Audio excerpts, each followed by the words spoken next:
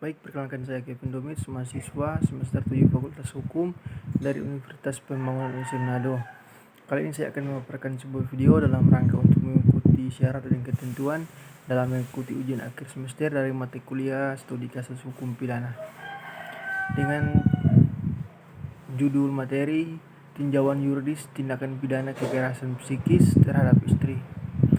Dalam pembahasan kali ini ada dua pokok masalah yang saya bahas. Yang pertama adalah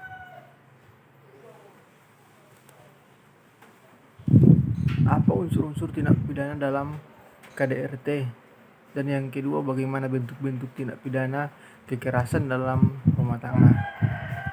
Langsung saja kita masuk pada poin yang pertama, itu terkait dalam unsur-unsur KDRT.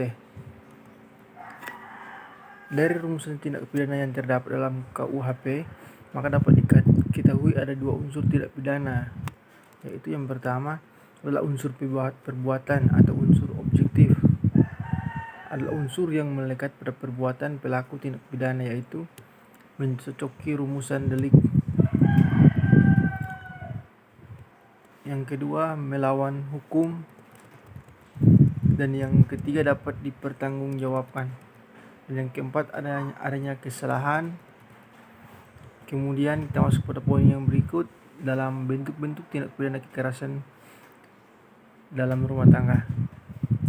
Dalam bab 3 pasal 5 Undang-Undang Nomor 23 Tahun 2004 tentang penghapusan kekerasan dalam rumah tangga diatur bahwa setiap orang dilarang melakukan kekerasan dalam rumah tangga terhadap orang dalam lingkup rumah tangganya dengan cara A. Kekerasan fisik, B. Kekerasan psikis, C. Kekerasan seksual, atau D. Penelantaraan rumah tangga. Kekerasan fisik adalah suatu tindakan kekerasan seperti memukul, menendang, dan lain-lain yang mengakibatkan luka, rasa sakit, atau cedera atau cacat pada tubuh seseorang hingga menyebabkan kematian. Dan kekerasan fisik sebagaimana dimaksud dalam pasal 5 huruf A adalah perbuatan yang mengakibatkan rasa sakit, jatuh sakit, atau luka berat. Ancaman pidana bagi yang melakukan kekerasan fisik diatur dalam pasal 44 Undang-Undang Nomor 23 Tahun 2004 tentang penghapusan kekerasan dalam rumah tangga. Yang kedua adalah kekerasan psikis. Kekerasan psikis adalah suatu tindakan penyiksaan secara verbal seperti menghina, berkata kasar, dan kotor yang mengakibatkan menurunnya rasa percaya diri, meningkatkan rasa takut, hilangnya kemampuan untuk bertindak, dan tidak berdaya. Psikis sebagaimana kekerasan psikis ini sebagaimana yang dimaksud dalam pasal 5 huruf B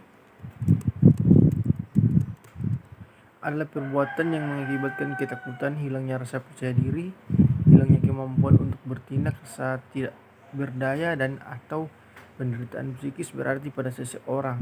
Sedangkan dalam pasal 7 Undang-Undang Nomor 3 Tahun 2004 tentang penghapusan kekerasan dalam rumah tangga. Yang ketiga adalah kekerasan seksual. Kekerasan seksual adalah suatu perbuatan yang berhubungan dengan memaksa istri untuk melakukan hubungan seksual dengan cara yang tidak wajar atau bahkan tidak memenuhi kebutuhan seksual istri. Yang keempat adalah penelantaraan rumah tangga.